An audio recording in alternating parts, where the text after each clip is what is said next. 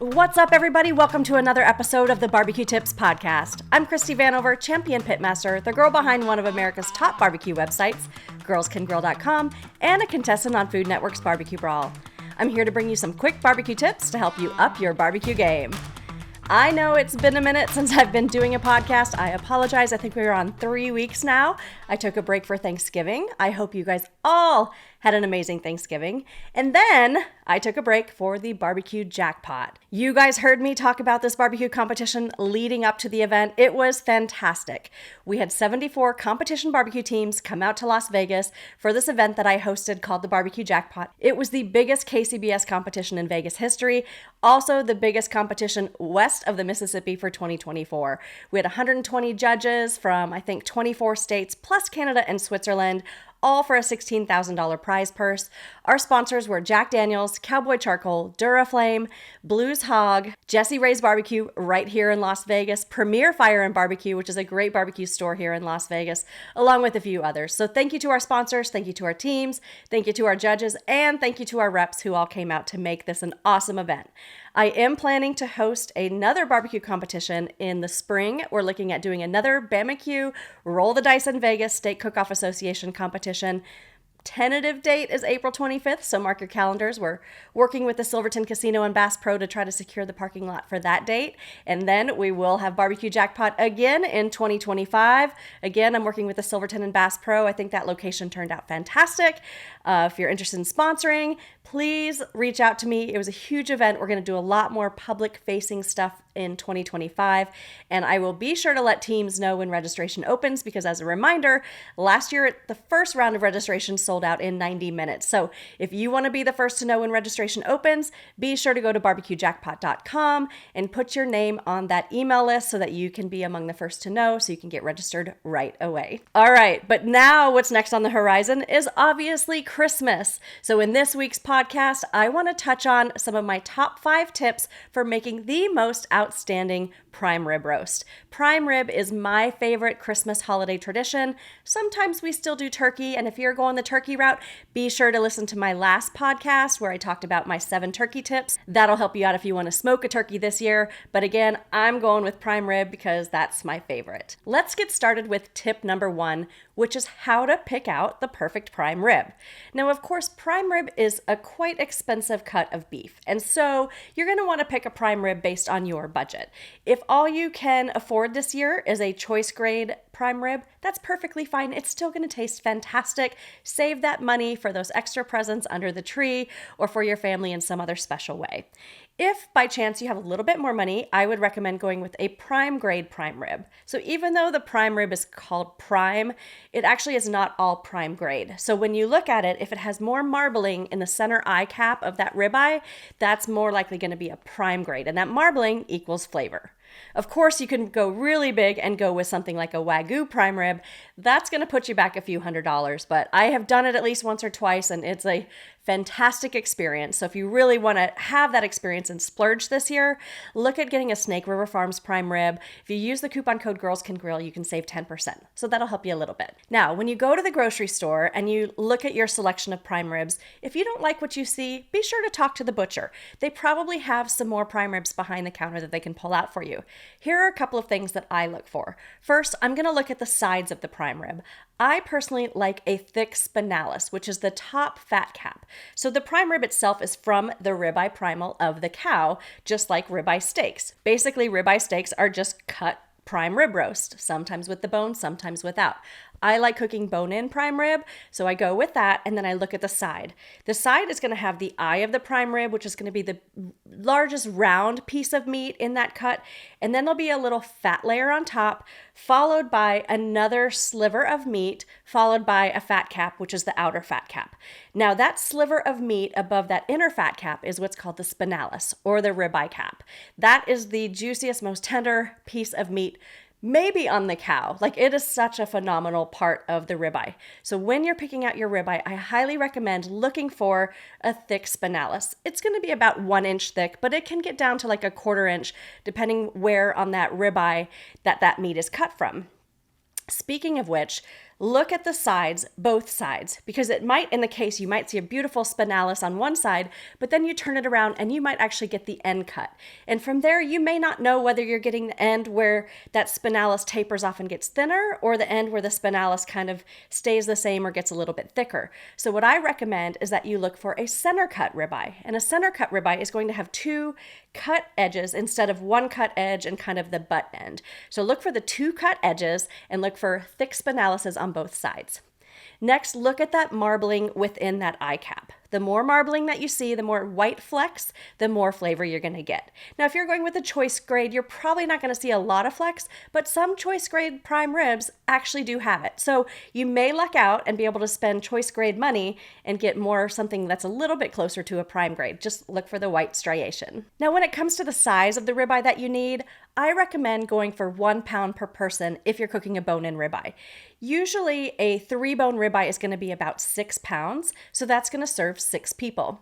Another good rule of thumb is how many bones will you get per serving. For each bone, plan on it serving 2 adults. So if you have a 3-bone ribeye, you're going to serve 6 adults, so 2 per bone. Because once you cut it, that steak is going to be about 1 inch thick, and that will easily serve 2 people. So I'm usually planning for a meal for 6 people, so I like to go with a 3-bone ribeye or a 6-pound ribeye. When it comes down to planning your meal and timing everything out, you're going to want to plan for 2 to 3 hours for your ribeye to sit at room temperature, and then about 3 hours for the cook. That's going to be 2 hours over a slower heat, 30 minutes over a higher heat, and 30 minutes for a rest. That again is for a 6-pound ribeye. If you go with something larger, you are going to have to increase that cook time just a little bit more. You're going to want to plan on 20 to 30 minutes per pound in that slow cooking stage. Moving on to step 2 for the perfect prime rib is the prep stage. So now that you've picked out your perfect prime rib, you've got it chilled in the refrigerator, it's time to get it ready for the grill. The first thing that we're going to do is a special trim on it. Now, it's possible that your butcher may have removed the bones already from the ribeye and actually put them back on and secured them with some butcher's twine or some butcher's elastic. If they did that for you, that's fantastic. They saved you a bunch of time. But if it is still connected, what you're going to want to do is take your knife and run it down through the inside of the bones between that meat and slice it down. I don't recommend cutting all the way through, but if you do, that's no problem. But why we're doing this is we do want to separate the bones from the prime rib itself, and then we're going to add seasoning in between that little cavity there. Now, the back of the bones do have silver skin on them. Personally, I don't think you need to remove it. We're not going to eat these like ribs. Like pork ribs, you would peel that silver skin off because otherwise it makes for a tighter chew. But you're not serving this like a rib bone, so there's really no need to trim off that silver skin. What I do recommend doing, though, is scoring the fat cap on top. So there'll be a pretty thick layer of fat on top. Usually you don't have to trim it down too much. Usually it's at least 1/4 inch already. But instead of just leaving it and seasoning it, I recommend scoring diamonds into this. The reason for that is if you don't, as it cooks, it's actually going to kind of shrink and it'll kind of get wonky and like go off to the side a little bit. And just for presentation sakes, it's just not as pretty. But if you score it, then those little diamonds or squares, however you score it, are going to shrink up in their kind of own sections, which will make for a much prettier presentation. Again, that's just a presentation thing. It's not a must. Another really cool presentation idea is if the bones are still attached when you buy it, you can French the bones. That takes a little bit of finesse. You're basically going to cut down the bones. You're going to cut off some of the top of the ribeye, and then you're going to run your knife in between each bone and really scrape out the meat so you have just these beautiful little pegs of bones that are sticking up. It makes, again, for a pretty presentation, but don't throw away all that excess meat that you trimmed off. You're going to want to save that. You can use it in your gravy. You can scramble it up with some eggs. You can do whatever you want with it. But again, that comes down to presentation. Personally, I don't do that a lot with my prime ribs. I will do it with my pork prime rib roast or with lamb, but with prime rib, I just love as much beef as I can get in this cook. So I usually just do the simple method of separating the bones just part of the way down so I can get some seasoning in there, tying that all back up together, and then just scoring the top of that fat cap. Tip number 3 when it comes to making the perfect prime rib is how to season it. First and foremost, I recommend using my brisket rub. I know it says brisket, but it's awesome on all things beef. It's basically like a salt, pepper, garlic with a little bit of guajillo chilies and some cumin. It's fantastic on prime rib. But my secret here is I don't just shake this straight out of the bottle.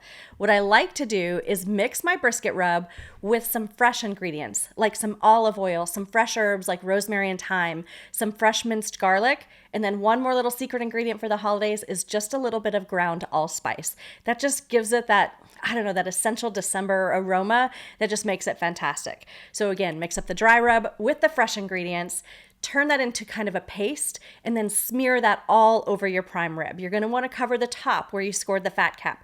Use your fingers to kind of push that rub right in between those little diamonds or those score marks that you made. Then where you separated the bones, be sure to get a lot of flavor down inside of there. And then obviously the underside, you don't have to worry so much about like the under of the bones where the silver skin is because you're not going to eat that, but get all the sides, the top, and in between those bones. Then take some butcher's twine or butcher's elastic and secure those bones back to the prime rib. That'll just help hold everything together. At this point, I just leave it on the counter on a pan for 2 to 3 hours. And it kind of goes through a dry brine where the salts are really blending in with the meats to help pull out the juiciness of it.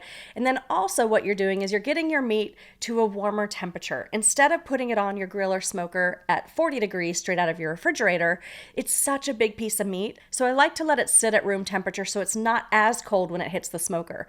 Otherwise, what's going to happen is the outside is going to cook a lot faster than the inside, and your inside won't be quite as even. So let it sit on the counter after you rub it for a good 2 to 3 hours.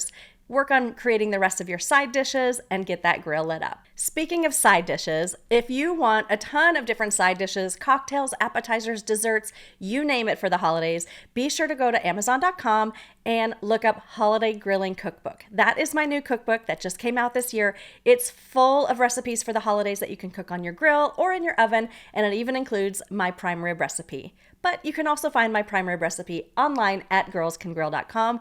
I'll be sure to add a link to it so that you can find it. Tip number 4 for cooking a perfect prime rib is the cook stage. My method includes cooking it over indirect heat and then finishing it over a higher indirect heat so it gets this beautiful crust on it. So I like to smoke my prime rib at 250 degrees, again with indirect heat. So if you're using a pellet grill, it's automatically indirect, so you're good to go. If you're using a charcoal grill like a kettle grill, you're going to want to have your coals off to one side and then your prime rib on the other side. You will have to rotate your prime rib a little bit during that first stage of the cooking so that it's nice and even. If you have a charcoal Masterbuilt gravity feed, that's automatically indirect, but I do recommend going on the second level rack so it's not quite so hot on the bottom.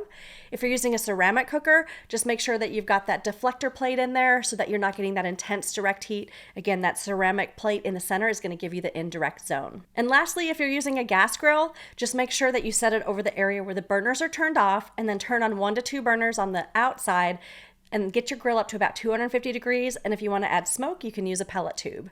When it comes to smoke flavor, I am always cooking with cowboy charcoal. I like to use a blend of lump charcoal and charcoal briquettes. And then when it comes to the wood flavor, I like to add in oak and cherry flavors. The oak is just a nice, subtle, natural flavor that goes excellent with beef. Hickory's also a nice option, but the cherry to me is a must because it gives it that beautiful kind of ruby red color that just makes it perfect. And it adds a little hint of sweetness to it. So once your grill's ready to go, 250 degrees, indirect heat, you are going to place that prime rib right over the indirect heat on the grill grates and smoke it fat side up. And then just go ahead and cook it until it reaches an internal temperature of anywhere between 100 and 110 degrees. If you prefer your prime rib to be more rare to medium rare, then cook it to about 100 degrees. If you like your prime rib cooked more like medium rare or above, go ahead and cook it to 110 degrees. To me, the best way to determine the internal temperature of the meat is to use a thermometer probe.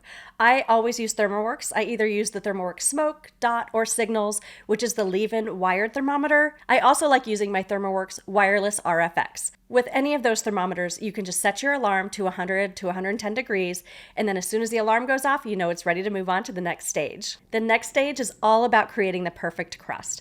Once you've reached that desired internal temperature, you're going to go ahead and crank your heat up to 400 degrees. You still need to keep it over indirect heat. I have made the mistake of moving it to direct heat, and you'll just end up with a lot of flare-ups because that fat cap on top is going to create a lot of drippings, and you don't want that to drip over direct heat or you will have that fire kind of flare up. So keep it over indirect heat. Again, no live coals underneath your prime rib, or perhaps you've got like the diffuser plate, depending on what kind of grill you're using. But 400 degrees indirect heat, and now you're going to keep cooking it to your desired doneness. And that's going to vary depending on who you're feeding. Personally, I shoot for 130 to 135 degrees. If you like it rare, shoot for that 120 to 125 range. Medium rare is usually 130 to 135. Medium is 135 to 145.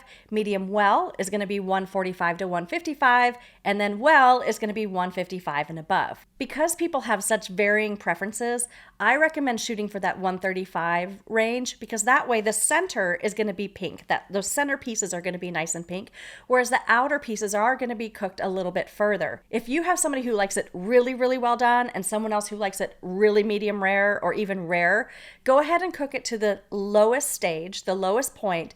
And then for those people who like it cooked further, you can just slice off a steak and throw it on the grill and finish it up that way. Once it's reached that temperature that you want, go ahead and take it off of the grill, set it on a pan, and cover it loosely with aluminum foil. You're going to want to let it rest for at least 30 minutes.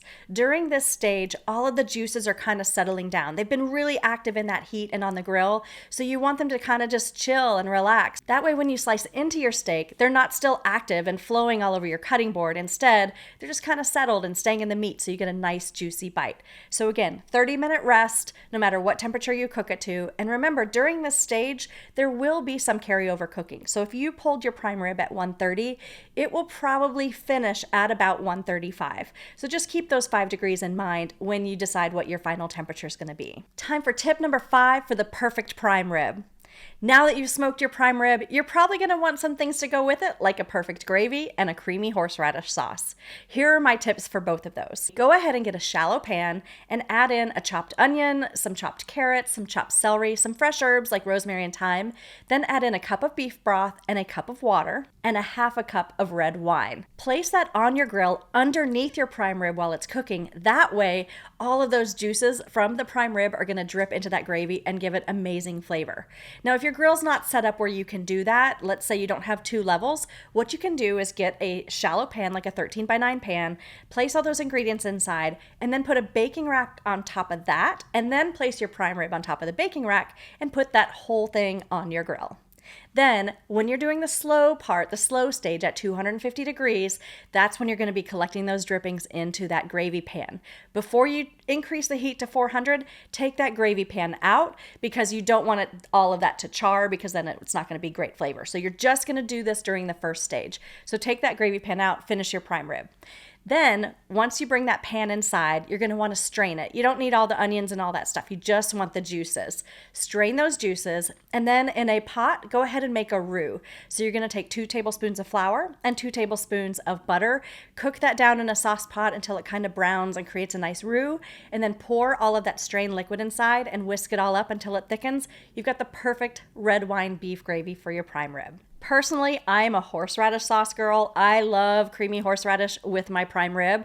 To make that is also super easy. I also have that recipe at GirlsCanGrill.com and in my Holiday Grilling Cookbook. For that, you're just going to want a cup of sour cream, a half a cup of heavy cream or milk, and then a 5-ounce jar of prepared horseradish. Don't get horseradish sauce in the jar. You want the prepared horseradish, which is that nicely grated horseradish that you're going to add in there. It just gives it such a bite, clears out your sinuses, is so good. Then you just flavor it up with some lemon juice, salt, garlic, a little white pepper, and some chives, and whisk that all together. Let that sit in the fridge until dinner's ready, and you've got your perfect creamy horseradish. All right, at this point, your prime rib has rested, your gravy's ready, your horseradish is ready. Hopefully you've got all those sides ready, and it's time to put dinner on the table. One little extra special touch that you can do for the holidays is keep your plates in a warm oven, and then when you slice your prime rib, you can place them right on that warm plate. Because it's been resting a little while, the prime rib will cool some, but I promise you it's still going to be warm. But if you put it on a warm plate, that just makes it extra special. So put a slice on there on a warm plate with some mashed potatoes, some of that beautiful gravy, smear that horseradish, any other sides that you have, and your family's really going to absolutely love this. And again, if you have some who like it well done, go ahead and throw theirs out on the grill and get them nice and charred up there for them. They're going to love that special touch for them too. You can find all the details for this recipe on my website at GirlsCanGrill.com or in my Holiday Grilling Cookbook. Don't forget to pick up a bottle of my brisket rub. You can also find that on my website. It's going to make your perfectly flavored prime rib. As always, guys, thank you so much for listening to the Barbecue Tips podcast. Be sure to hit like, subscribe, leave me a comment comment. Let me know what you're cooking up for this Christmas. Or if you have any questions, you can always DM me. I'm happy to answer those for you so you have the perfect holiday. Until next time, guys, happy grilling.